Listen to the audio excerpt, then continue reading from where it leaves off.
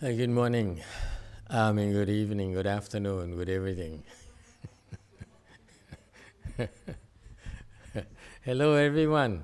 It's nice to be with you again. I'm back here at Gold Forest, and wow, there's so many people online now. Let me see. Um, Glad to see all of you. Thank you for joining us.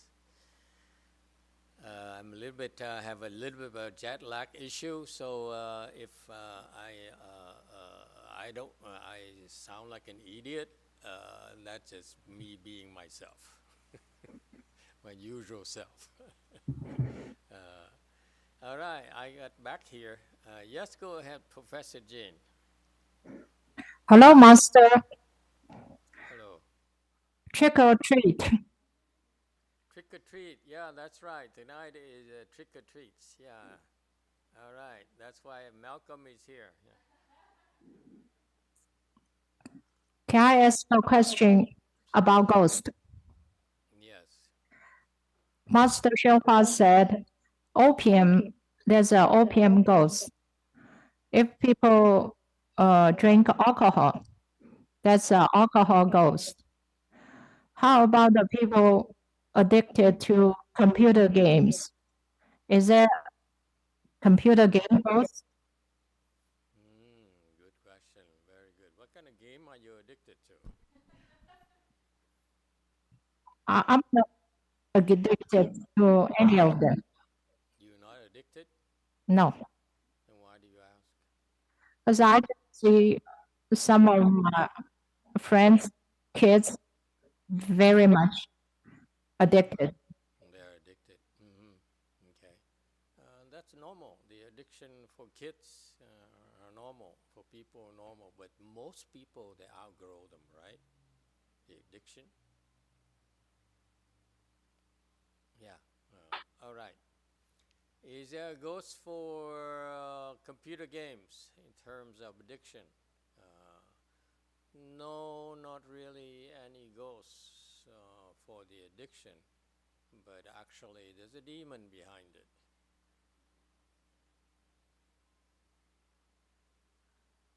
That's even worse. Is that right? It's even worse. Oh no, you have a good friend in the demons. For some of you who are evil, uh, having a demon as your friend, as part of your companions, it's a good thing.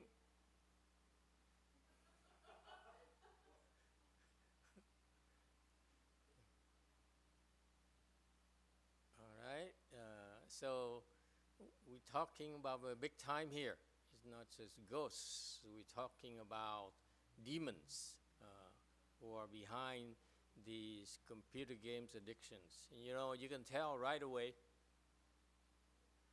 because computer games, again, I'm really shooting myself in the foot in terms of support now, potential supporters or advertisers. Um,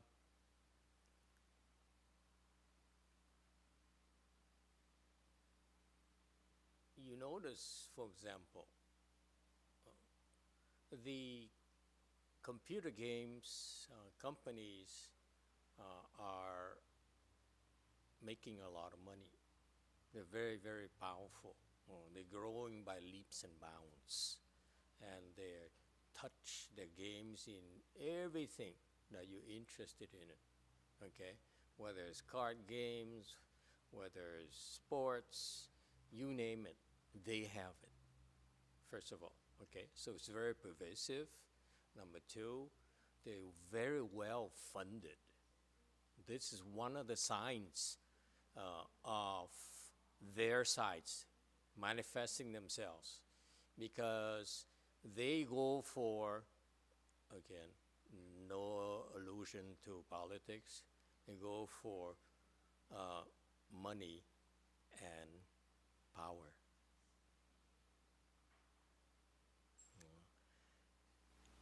And so you see, it's a very, very big deal that that they take over our minds, our children's minds, and that's how they produce long-term damages to society. They create addiction, and they create self-indulgence. Okay, so definitely, it's about demons behind all these things, all these drives to create games and proliferate games. All right, and they do that by forming, by influencing the minds of our young people when they're still young. Okay, and when they're older, they take up their time instead of learning, instead of doing something constructive with their time. They simply waste their time playing something that's not real. You know, the skill you have for ranking the world for world number one ranking for computer games is really basically useless, okay, in terms of personal growth, in terms of personal achievements or significant achievements of life. So you see, it's a total waste of time. And it creates problems. The wives complain about the husband playing games only. Husband complains about wives, and so forth. So they make you waste time. And number two, they make you waste your life energy.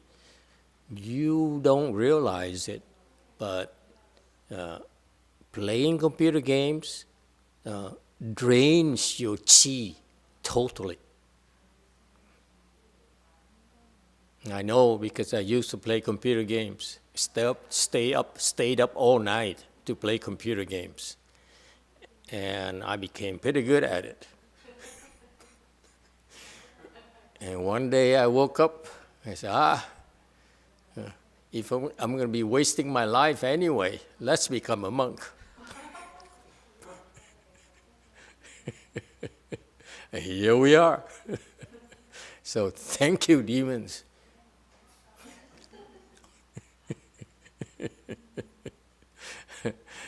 Okay. All right. Any other questions? Yes, 5. Master, I was told recently by a few cultivator disciples who are much higher level than me that they say when doing your lecture, they practice giving rise to no thoughts. So that's why they rarely say anything during the lecture. They practice what?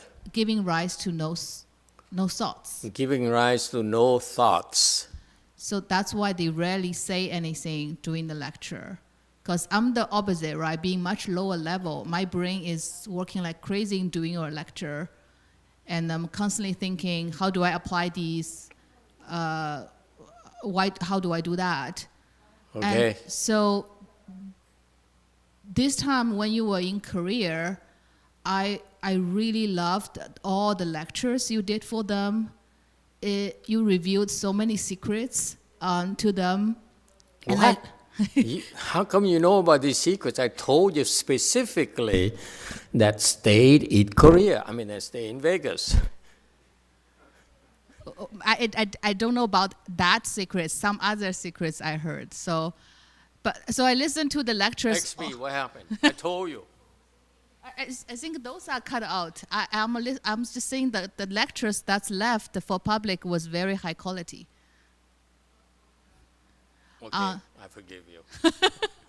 And I listened to many of them multiple times. So my general, I have 2 questions. The general big question is, how do we make ourselves more worthy of teaching?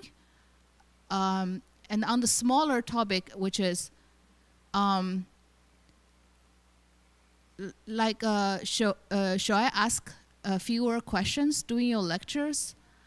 And who said that they give rise? Is these people give rise to no thoughts? A few people much higher level than me. I want names.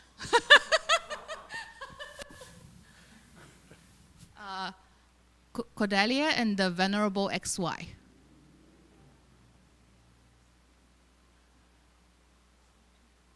Two. Yeah, I was thinking, who's XY? I don't have any XY. 贤言, Venerable 贤言. I see. Very good. I should use that. Give rise to no thoughts.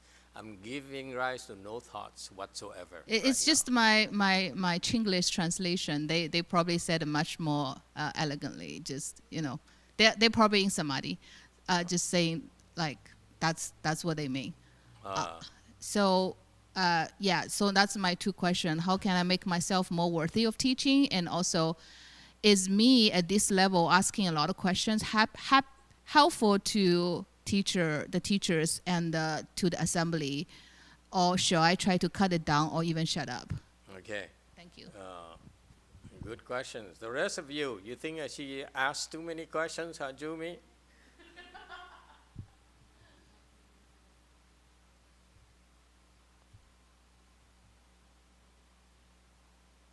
Yes or no?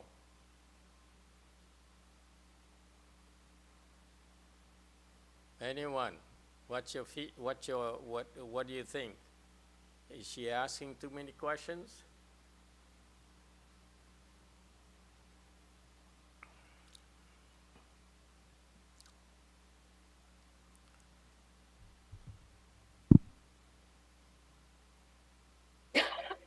Hello? Hello? Okay, well, yes, 7. What do you think? 7. Hello? No, Master. No or yes? No. Very good. There's a Chinese answer right there, no. What about the rest of you? You find that she asked too many questions? What kind of people are you? Huh? What's the matter with you? You're just so passive. You're so Asian. Oh, good Lord. Yes, 6. Master, I actually enjoyed the questions. Pretty good. So 2 men feel that it's pretty good. Okay, what about the rest of you? Another woman here,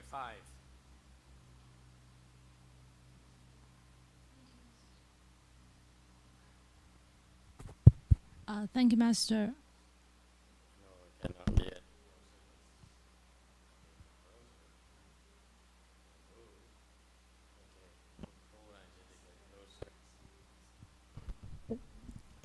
No problem. Yeah, 5. Thank you, Master. I don't think she asked too many questions. I also agree with Master. The Master said we should be ourselves, at least at the temple. So if she wants to ask questions, she should ask questions. When you like it or you don't like it? I like it. You okay? You give rise to no liking or disliking? I'm okay with that. Some of questions pretty good. And some others are no good? Some questions not related to my issue, but it doesn't bother me. Bother you? You don't think it's a waste of time? Okay. Thank you. Okay, thank you. Anyone else? Okay.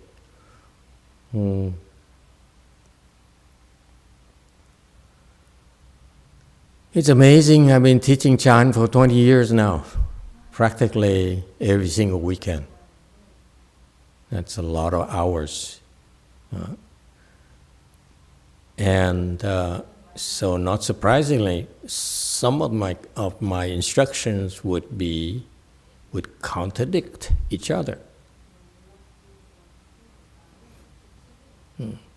And so I don't blame you for, some of you, for misinterpreting my instructions. It's okay.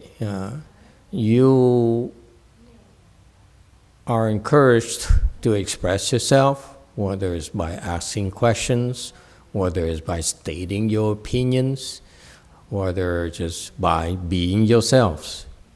Okay? This is highly encouraged. There's no need to suppress yourself unless I do so. Right, Yumi? All right. And so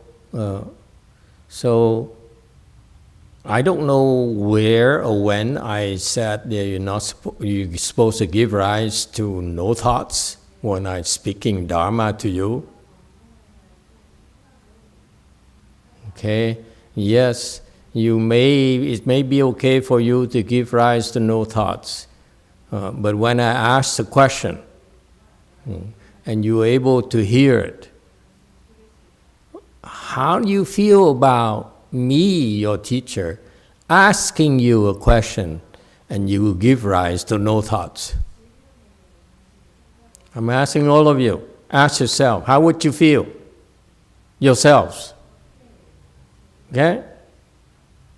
You say, I'm practicing Chan now. I come to the temple, practice Chan, or I join the assembly to practice, to learn and practice. And when I asked all of you, I said, what do you think? And you say, I give rise to no thoughts. Does it make sense to you that you should give rise to no thoughts?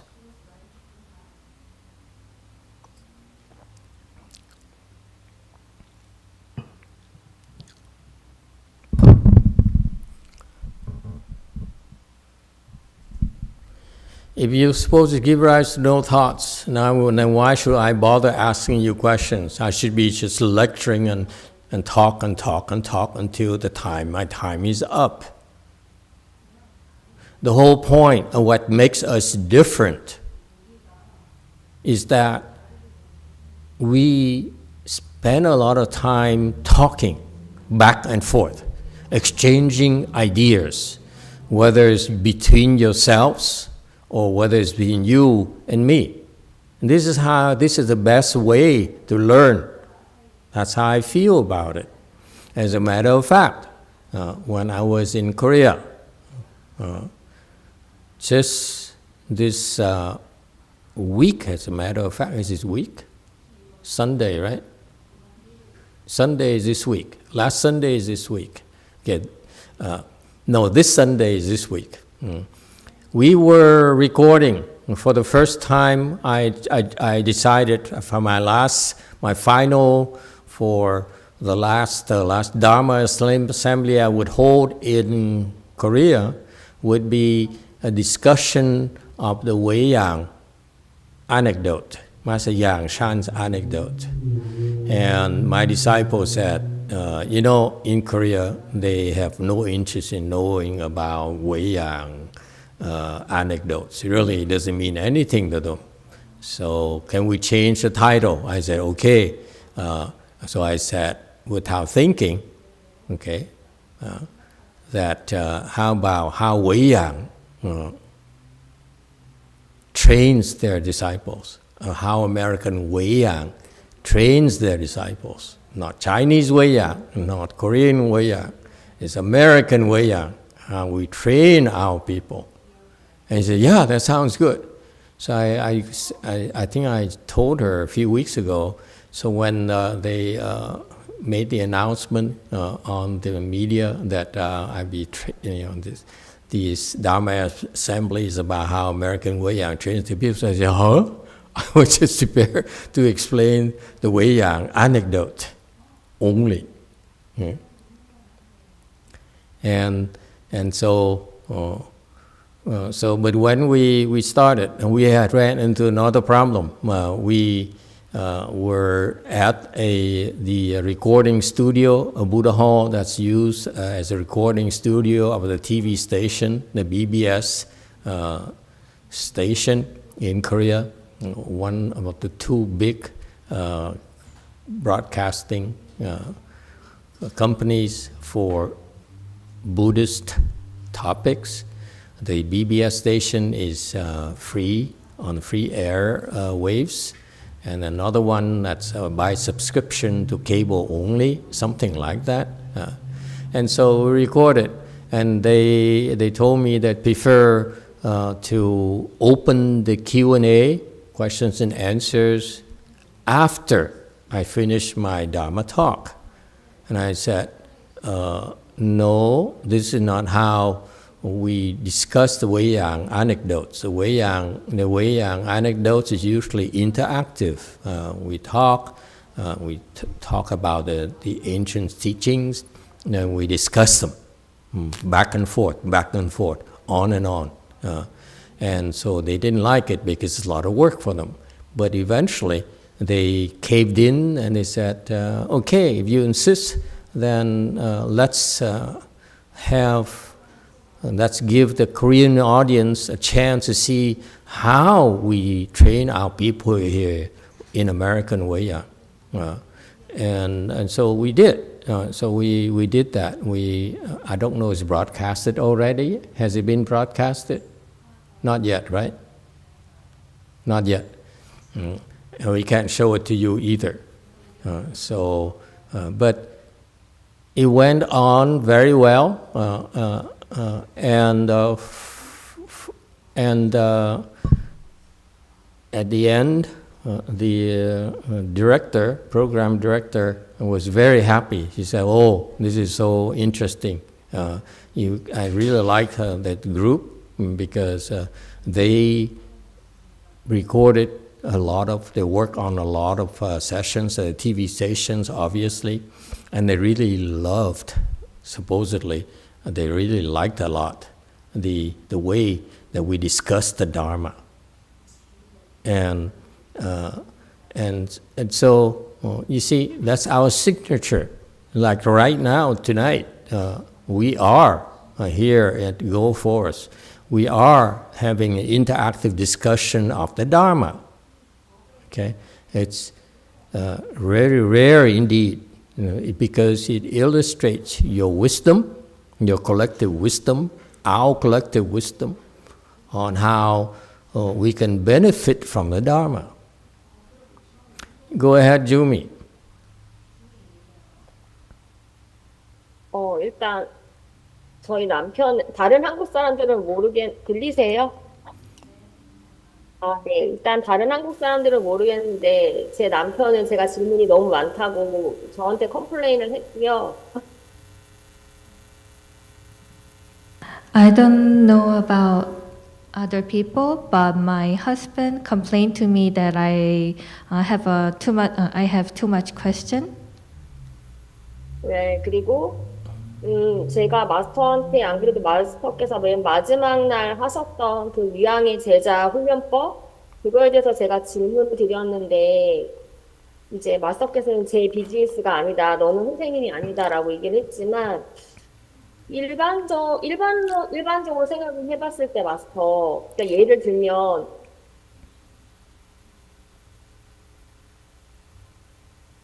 캘리포니아 대학을 나왔는데 내 제자를 하버드나 뭐 이렇게 예일이나 이런 아이비리그를 보냈다는 거잖아요, 스승이. 그러니까 어떻게 자기보다 제자를 더 뛰어나게 가르칠 수 있는지, 그것도 유양종만이 그렇게 하셨다고 하셔서 제가 질문을 드렸던 거고, 그날 또 토픽도 위양종의 제자 훈련법이었잖아요. 그래서 지금 사실은 어떤 이치가 그런 건지 약간 궁금하긴 해요. 네. On the last day about the Wei-Yang training disciples, I asked a question, and Master told me because I'm not a teacher, you don't need to know. But I'm asking in a general, let's say the teacher graduated California University, but the disciple went to Ivy League. And I was thinking, how do you make your disciple more superior than you? And you've been telling us that this is the Wei-Yang order's characteristics. So I want to know which principle that makes this available. You want to answer? Okay, here's the answer. None your business.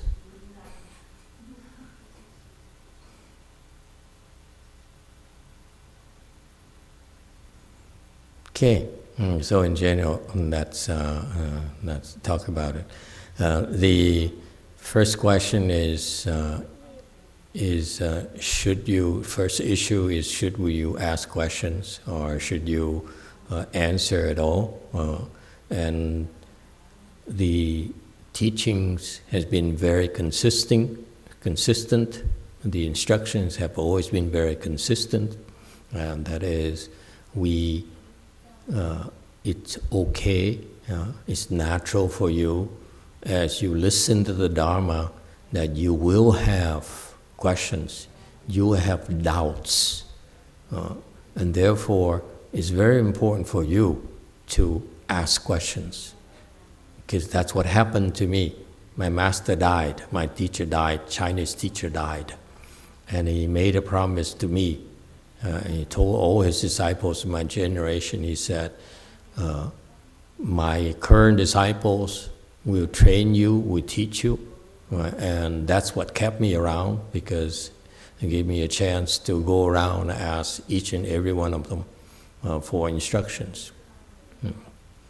And I was disappointed because when you ask questions to my generation, to my peers, to my elder Dharma brothers, they could not answer, and therefore, after a while, you stop asking questions. I stopped asking questions. Okay, and that's why after, and to me, I feel that my teacher misled me in a way, and he tricked me and a few other things as well. But in the end, and that's all those are expedients to help me understand what they do at his temples. I was there for 4 years. I learned a lot from them, and in a way, in the end, I forgive my teacher because even though he misled me, it was part of an expedient that he used in order for me to learn from his students. The traditional Wei-Yang training, how they train their disciples, how he trained them, and what they understood from his training them. Chinese or Asian traditional style of training. And so for that, I feel it's useful in the sense that I was able to see their best. And I decided to do the American style because I simply felt it was ineffective, was not good enough, too slow for me. Okay, and it's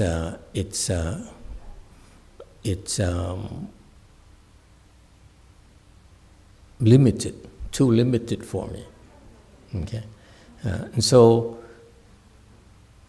the style we have is different from my generation, from my peers. Is that it's very, very interactive, and just like when my teacher was alive, he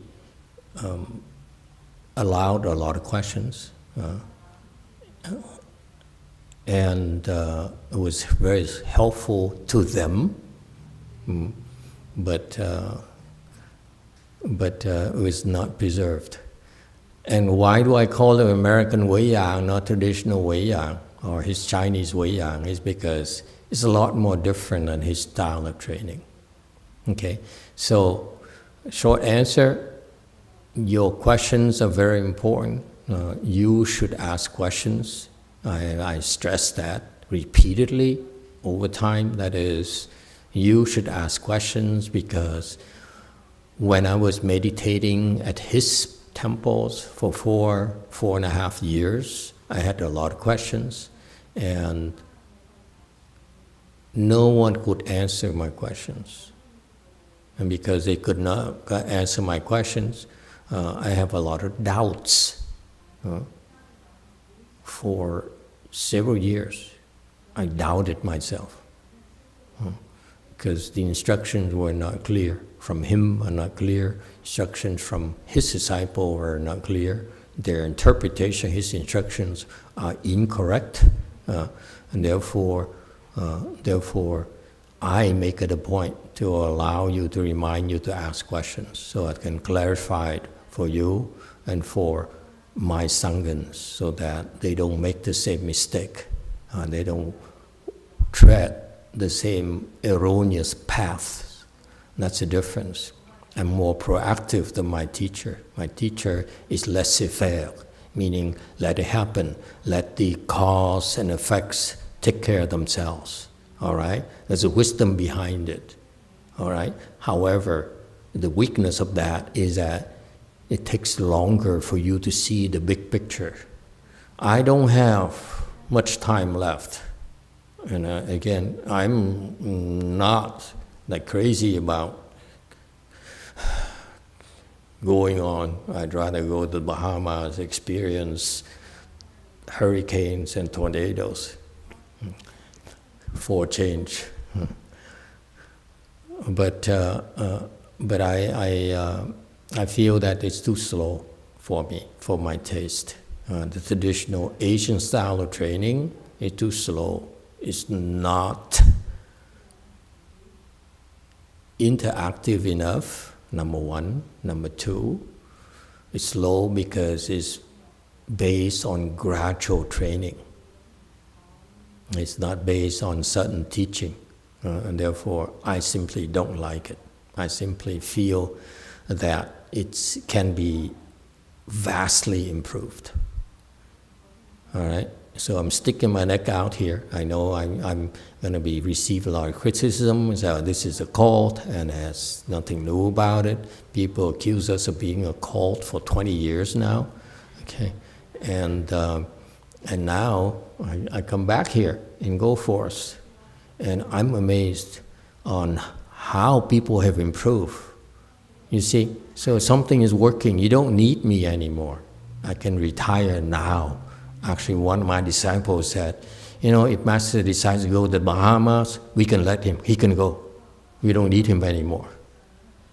Something along that line. Okay, all right? And we don't need you either.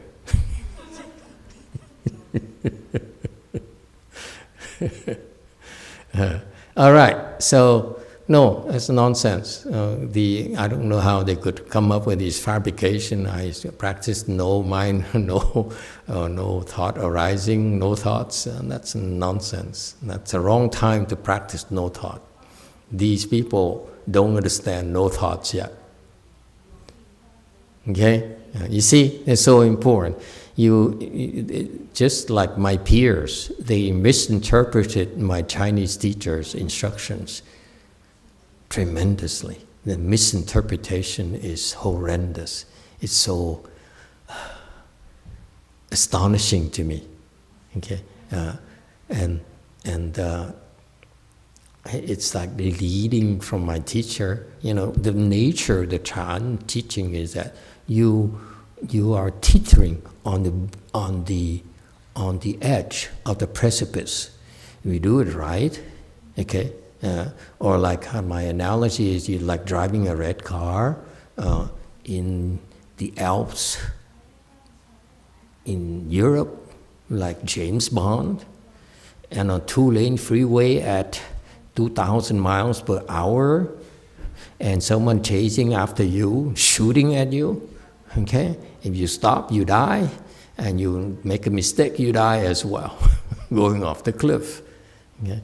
And so you have to you have to understand that's the nature. The faster you go, the faster you make progress. It's like driving high speed on a cliff. You make one mistake, you lose it. Okay, you lose your life. It's not for everyone.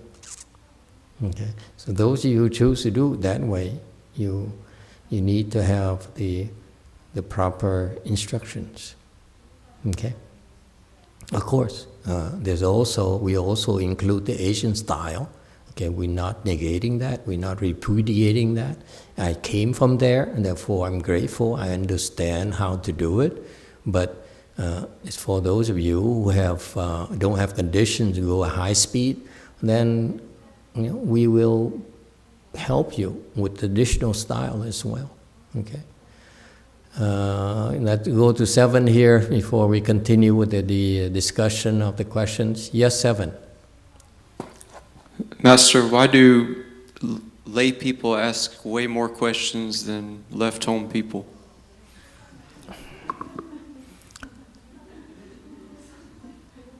Because left home people don't know what to ask.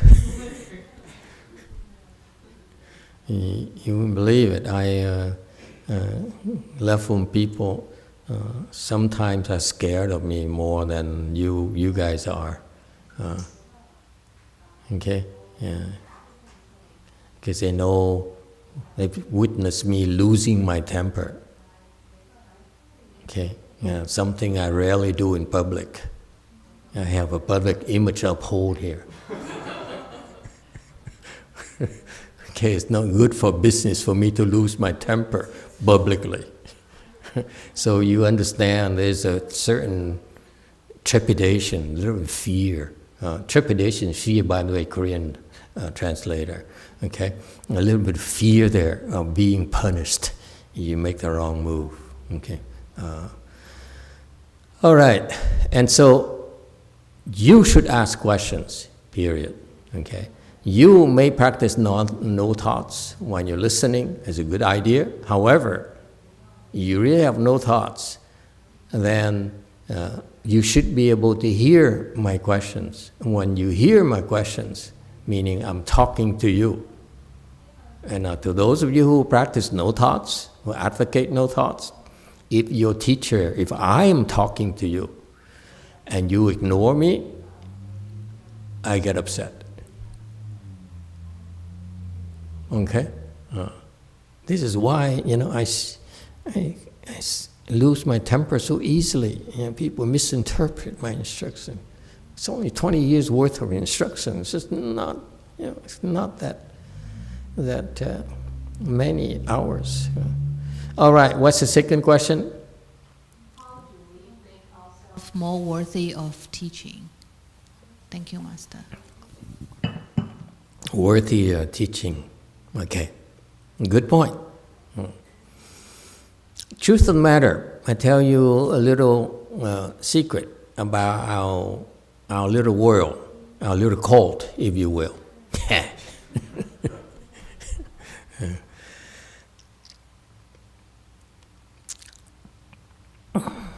The Dharma arises from conditions.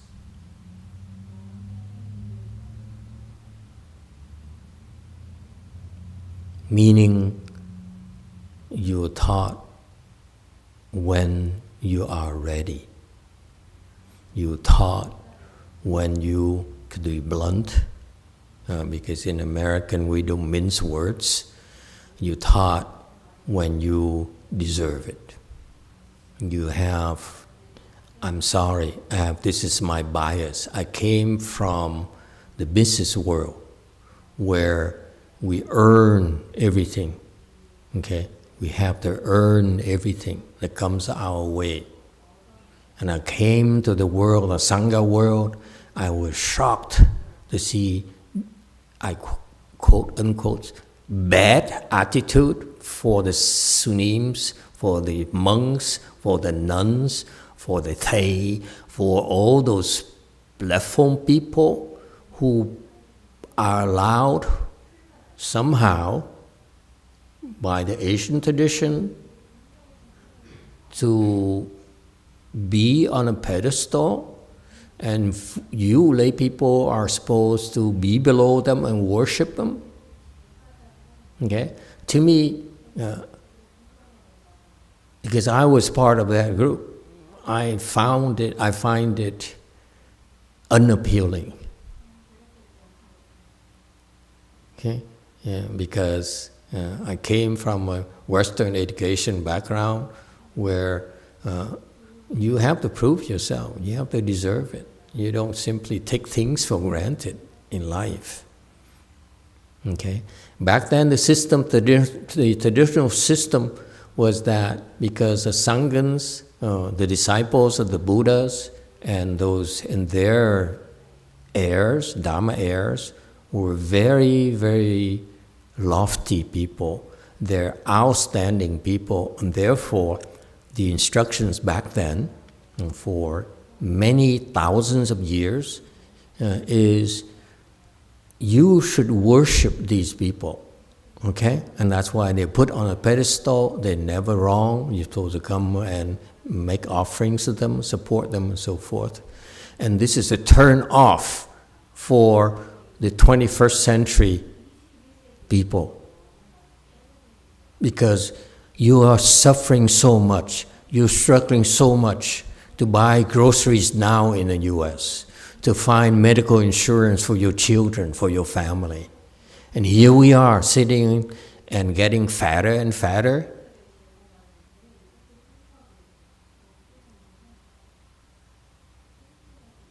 How can we possibly justify that ourselves? I find it revolting myself. I don't want to be associated with such people. I really don't. I have no interest at all.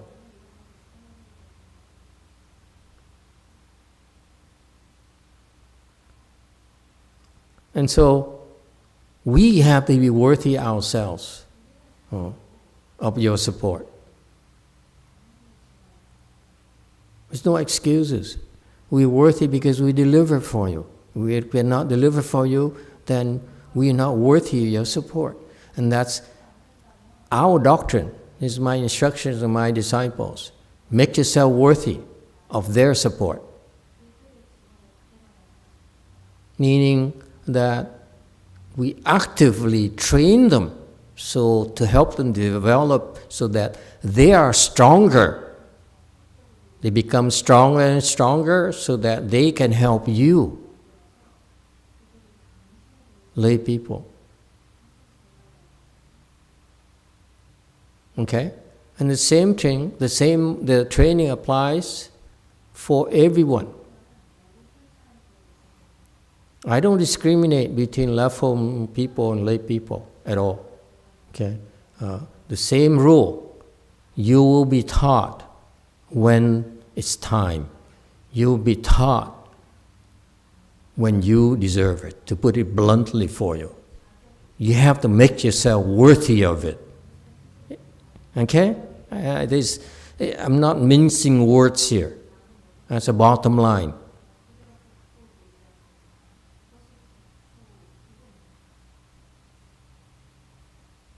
Just like in real life, you have to be worthy of it. You have to be worthy of getting hired. You have to be worthy of being loved. You have to be worthy. You have to be a worthy mother. You have to be a worthy boyfriend. You have to be worthy. You have to contribute.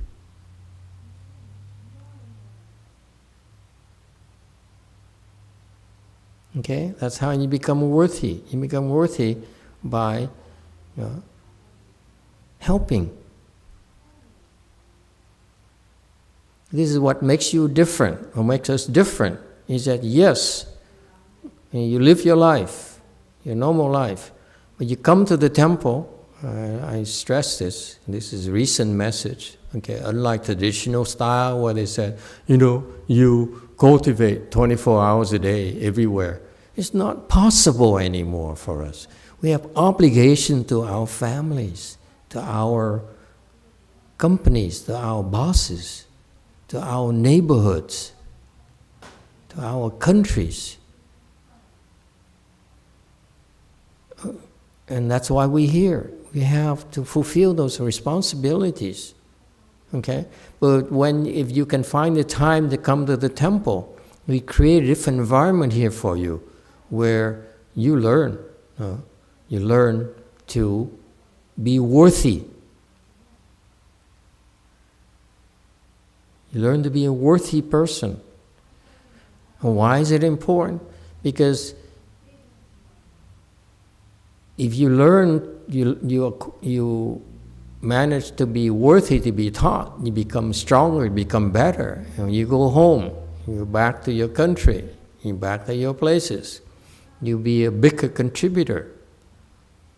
Okay? You contribute more. You can make more of a difference. Okay? And that's why you're worthier as an individual in society. That's progress. That's leaving a good legacy for your children, for the future generations.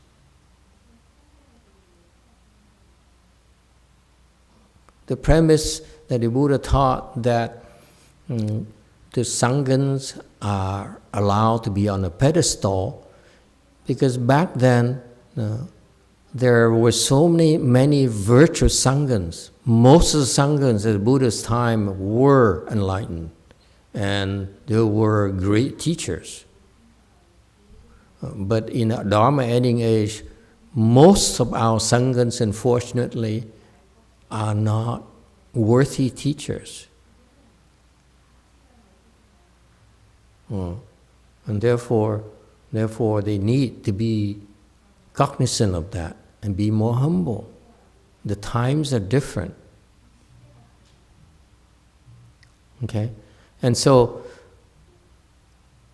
see, if the Sanghas need to be worthy, from my perspective, then you lay people need to be worthy as well. Okay? So how do you become worthy to be taught?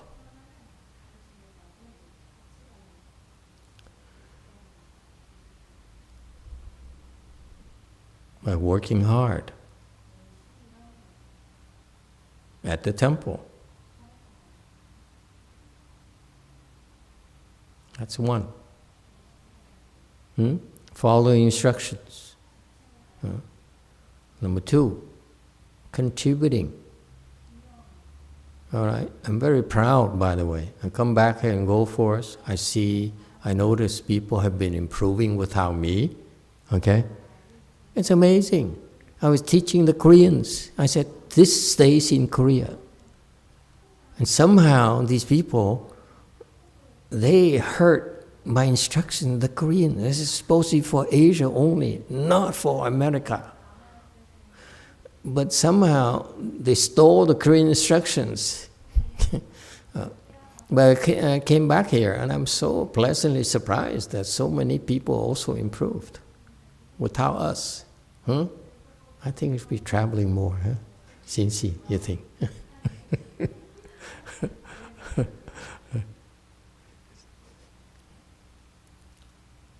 And so, how did it happen? It happened because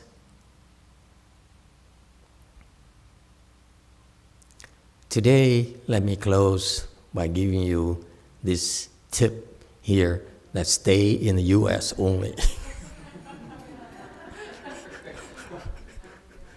Do we agree on this? Okay, don't tell the Asians now.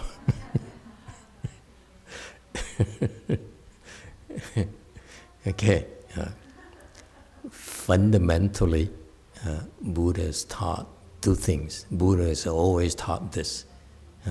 Buddha says, cultivation is about what? Cultivation meaning you practice Chan, you practice Pure Land, you practice Tantra and so forth. It's about, it's about what? He did not discriminate Chan versus Pure Land versus secret school versus teaching school versus Vinaya school and so forth. He says cultivation, meaning all schools, cultivating the Buddha Dharma. Okay? You follow the Bodhisattvas. Cultivation. What do? They do two things. They cultivate what? Only two things. They cultivate blessings. Okay? Bodhisattva. I'm showing you the Bodhisattva way now. Okay? I don't care what the Asians do, what the traditional people do. Oh, I quite care for you to say, don't call it Asian. I'm referring to Indian now. Indian instructions. Okay? Buddha was Indian. He was not Chinese. He's Indian. And he came to India and he said, I tell you, boys and girls, cultivation is two things. Don't tell the Chinese, okay? He stays in India. So cultivation is how cultivate blessings. And what else? What's number two? Cultivate what? Cultivate what? Rice. Samadhi. What else? What? Samadhi. What? Wisdom. Wisdom. That's it. Cultivation is you accrue blessings and you accrue wisdom.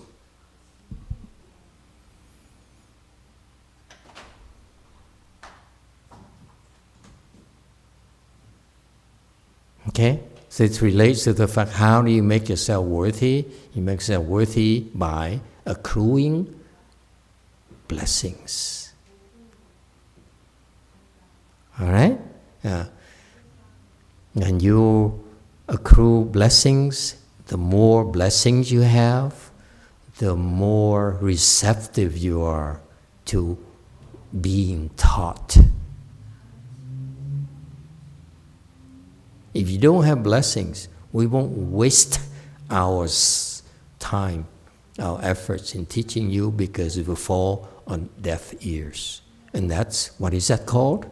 Sudden teaching. Sudden teaching is you only given instructions, number one, when you deserve it. Number two, when it's time for you.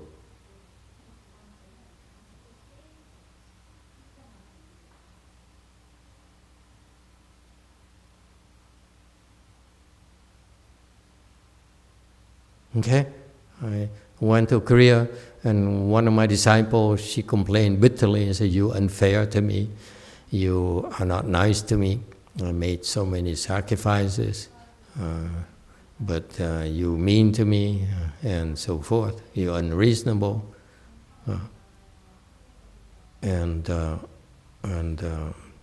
lot more complaints. And I ignore all of that. I said, "How do you feel this way?" She says, "Oh, since last year." I said, "Only last year?"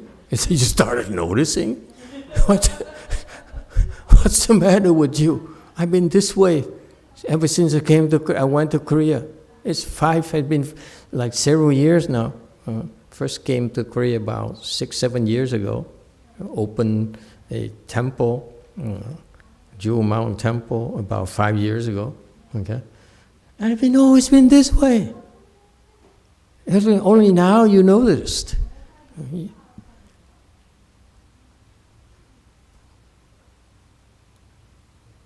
Stop whining.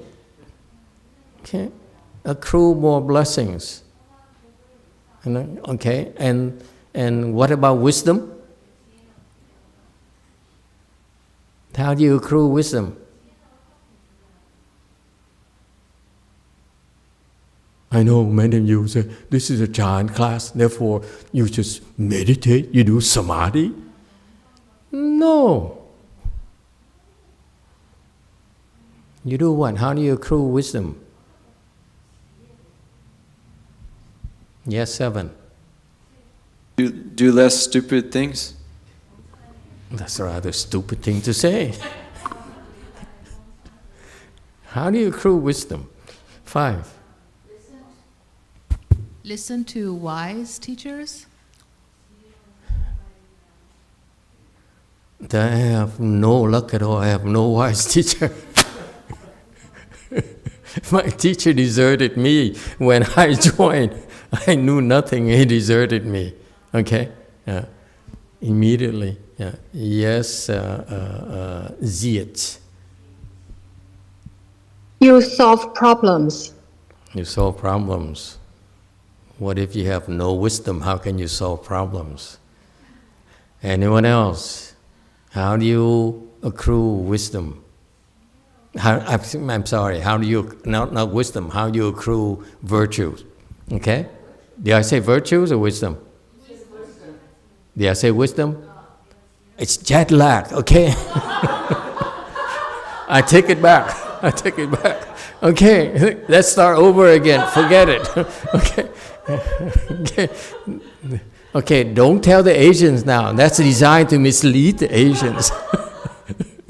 Okay. No, it's two things. To cultivate blessings and cultivate virtues. It's not wisdom. What a stupid thing to say. Okay? How do you cultivate virtue? Isn't that interesting? It's not samadhi. This is why you who practice Pure Land, who practice Chan, are so deluded.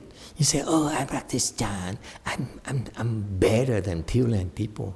Pure Land people say, oh, these Pure Land people are fools. They're getting nowhere. We're going to go to Pure Land. Okay? What it has to do with the Buddha's instruction? Buddha says, blessings and virtue. Yes, 5. By trying to become a gooder person? A gooder person? I would not say no to that. Yeah. Yes, 5. Endure more suffering. Endure more suffering. You're going to scare all the newcomers away. Anyone else?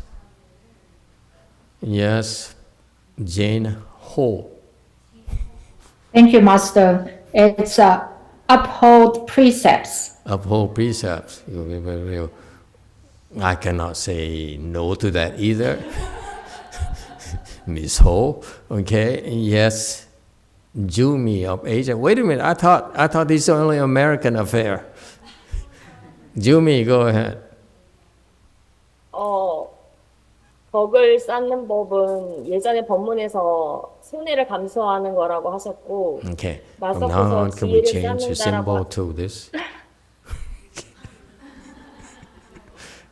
Translation. Yeah.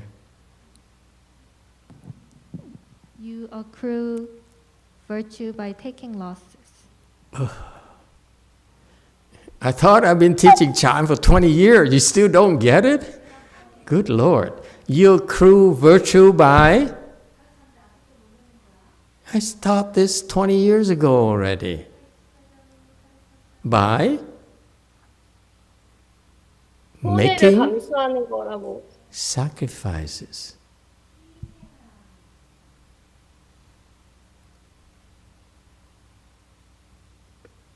You have to make sacrifices.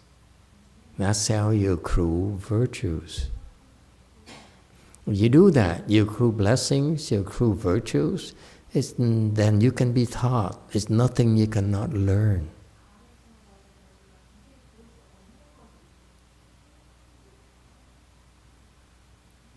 You can learn Chan, you can learn to be a good neighbor, you can learn to be a good brother, you can learn to be a good wife, you can learn to be a good father. Okay? You can learn Chan, you can learn Pure Land if you have those. You have blessings and you have wisdom. Virtue. Got that? Think about it. If you don't believe me, just keep on accruing. Accrue more blessings, accrue more virtue, and you see the difference. All right? We stop here today. Thank you, everyone. Sayonara. Oh.